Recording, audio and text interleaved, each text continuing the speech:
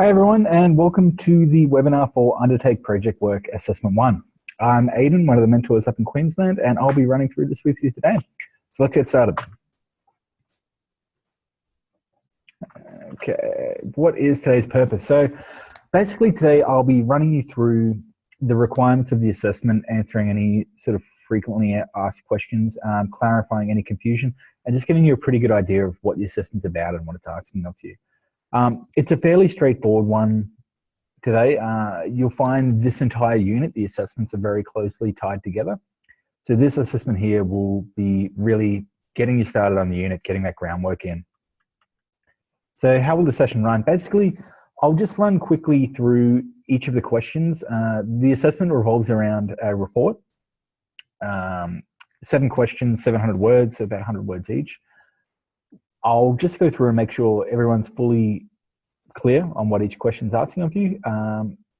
And again, it really won't take us too long to get through today's webinar. So how can you get the most out of this webinar? Obviously, make sure you've read through the learning content. Make sure you've had a look through the assessment, get an idea of what it's about. And for this one, because we're doing a project plan, really, if you can get, before you get started, obviously decide on the project, really get a clear vision of what it is, what it will include, what it won't include, and how you're going to achieve your project. Like I said, assessment 1, we're really just getting that broad overview of your project. Assessment 2 and 3 will be going into a lot more detail. So what happens after the webinar? After this one, I would definitely encourage you to get started straight on to assessment 2 as soon as you can. Like I said, they all continue straight on from each other. And while you've still got the ideas and everything fresh in your memory, it'd be a great opportunity just to dive straight into the next assessment. So let's get started. As I said, it's really very much a project-based assessment, this whole unit, in fact. What we'll be doing for this assessment today is just going through and answering some short answer questions. These have really formed the basis, I guess, or the skeleton for the project you'll develop in assessment 2. I won't go into too much detail about that just yet, but it will be very similar to what you're doing here, just a lot more fleshed out. You're going to go through and make a few graphs and really make a bit of a presentation about it. So we'll jump straight into assessment 1. Question 1. So you should have the task sheet. If you've got everything prepared and in front of you, we can get through this very easily. If you are a bit confused by something in here too, please do just press pause or rewind, watch me run through again, or get in touch. So assessment task 1, for the purpose of this assessment, you are the project manager of a team of at least 4 people in total. The project manager and as many other imaginary staff as required to whom you can allocate roles and responsibilities. So what you need to do is create a project with the following characteristics. It needs to be a unique endeavor. This needs to be something outside the daily operations of what you'd expect of a business or an organization. It needs to have a specific goal. So the project is there either to solve a problem or to take advantage of an opportunity. So it's really this kind of special event. This project is what we're trying to say. It has a beginning and an end. Again, this isn't an ongoing thing. It's very specific. It's very time-based, and it's for one particular purpose. And you're going to need a budget in terms of not just financial money, resources, so the human, physical, and things like time too is a resource you have. As it mentions there has to be a time limit. So what we're really getting at here is this is a kind of one-off thing. It's a special event, and you've really got to hammer out the details of who's involved, what's involved, when are we doing it, how are we doing it, what do we want to get done. We'll go into a bit more detail, and the questions in this assessment are really there to kind of tease out that information. So hopefully it'll help when you come to the next assessment. There's a few examples here you can use. More than happy for you to just grab one of these and run with that. They're quite good, but you're definitely more than welcome to create your own project out of, it can be literally anything. Just make sure it does have enough detail as these have here. It's not super specific, but just make sure you do have a budget and a time frame that you do have to complete it in, and a set task. Don't make it too vague. The more vague you make this, it'll make it very difficult for yourself. So I'd just recommend grabbing one of these, running with that. Again, how you develop the project is going to be completely different. You might go about it in an entirely different way than someone else would. But more than welcome to have a read through those and run with one of those. Okay, so let's break it down. As it highlights here, the project will be used in all the assessment tasks for this unit. So it's really important at this stage you're clear on what your project is and what you want to do with it. So what we're going to do here is go through each of these questions. It's a 700-word project summary. There's 7 questions, so 100 words each. Now, 100 words isn't very much, so we're not looking for a big story and lots of fluff just yet. We're just looking for very much to the point, very much answering these questions. So question A, what problem will your project solve? So why has this project come about? For example, if you're doing something, if you're taking this one, for example, the problem your project's solving is that the park has been damaged. There's safety hazards, there's damage to equipment. The problem your project will solve is this. That's what you're doing. You're basically saying, why are we doing this project? What are we trying to solve here? What are we trying to fix? What are we trying to achieve? 100 words, that's what we want to see. So I want to see, in a nutshell, why are you doing this? How are you going to solve this problem? How are you going to solve your problem? It really depends on the project. Again, I'll just go back to this flood. If the problem is that there's safety hazards, you're going to solve it by removing the hazards. How are you going to do that? You're going to hire equipment. You're going to get earth movers in. You're going to redo the gardens. What are you going to do? What does the project entail? So again, we've gone from what is the project to what are we going to do? That's simple, 100 words. Keep it simple, but very detailed. What are your goals and objectives? How do we know if the project was a success? At the end of the day, if we had to report to someone who was paying us to do this project, what would be, I guess, what would be our goals? What would we tell them? So these might be things as completely clean the park, have this much done by this date. Set yourself some very clear objectives so you can measure your progress as you go through. I don't want to go into too much detail. I don't want to give you the whole project here, but really go through, make at least 3 goals, objectives, and these are what you're going to be, I guess, aiming for, working towards. So you want goals and you want dates. If you've got a 6-month time frame, how much are you going to have? Are you going to have three goals, one every 2 months? It's up to you. Everything in this is up to you. You're free to make a lot of assumptions and choices on your own. Just be prepared to back them up and give enough detail and evidence so that you can sell the idea to me. What is the scope of this project? So what's included in this project? If you're working in the park doing a project cleaning it up, are you involved in the maintenance of the gardens nearby? Are you rebuilding the local community hall there as well? What are you doing? Are you just there to clean up? Are we just there to refurbish one section? What it's trying to ask here is what's included in the project and what's not included. So if your specific purpose is just to clean up the park, that's fine. Just make sure you make it very clear that that's what the project is focusing on. What is your approach?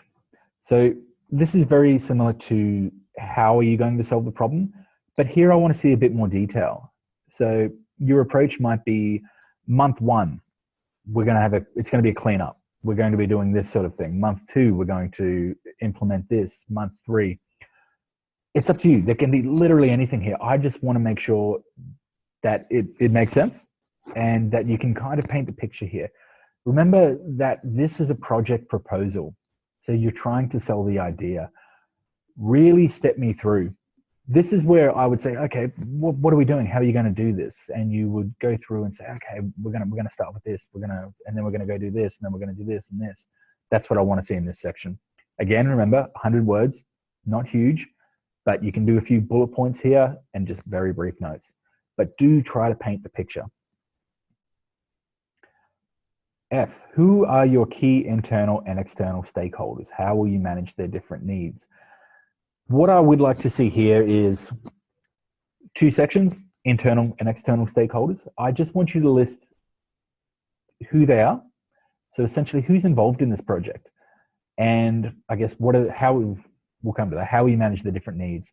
So there's dozens. There's anybody, you can include everyone and everything. Internal are going to be the people directly employed or involved within the project. External are going to be the people you communicate or liaise with who aren't directly involved, but they do have influence or they are a factor in this project.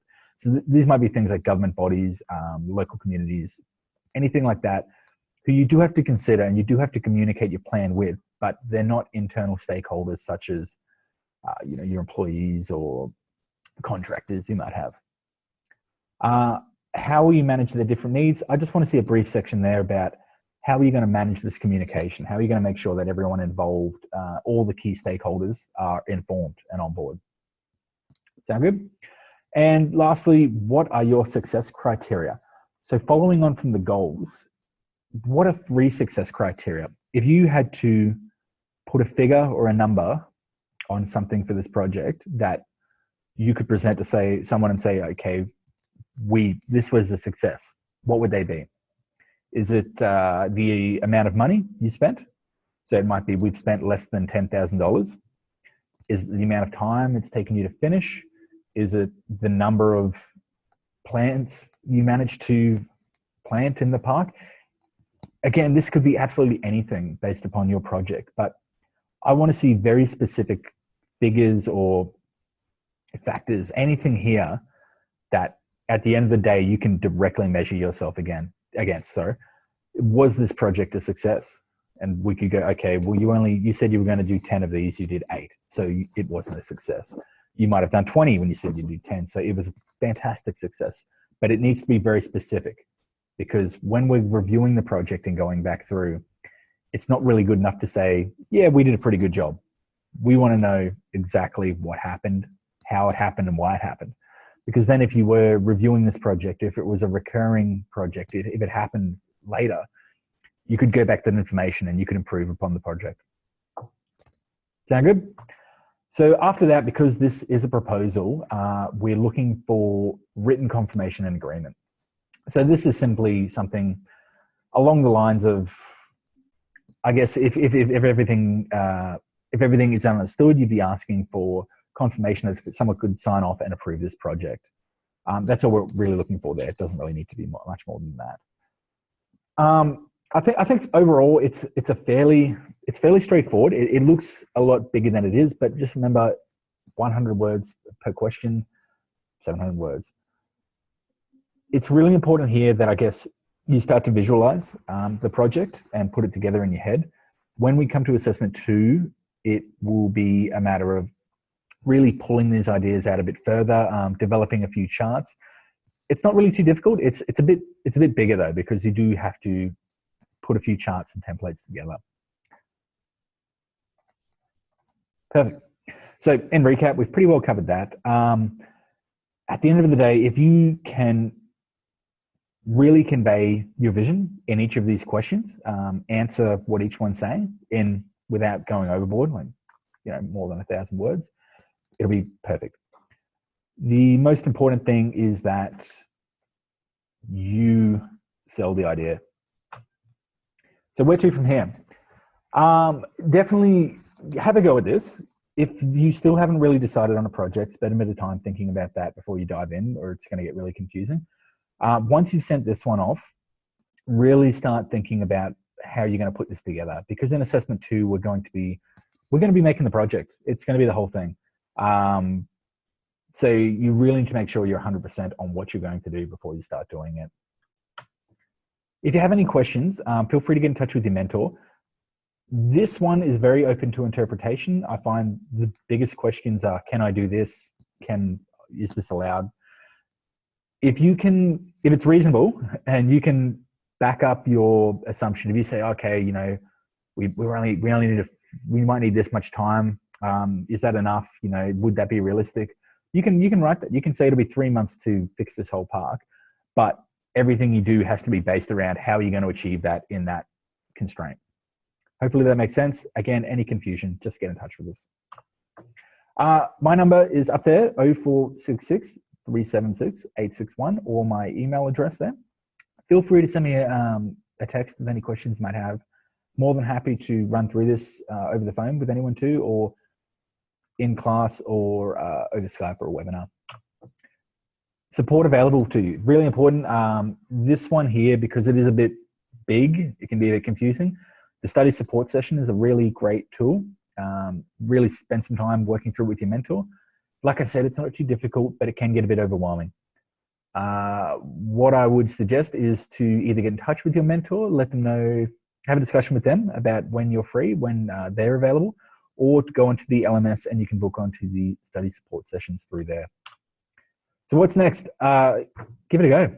Head into it, get your project together, get your idea together, get your vision together. And once you finish that, talk to your mentor about assessment 2, and we'll move on from there. Thanks for watching. Hopefully it helped, and I'll see you in the next webinar.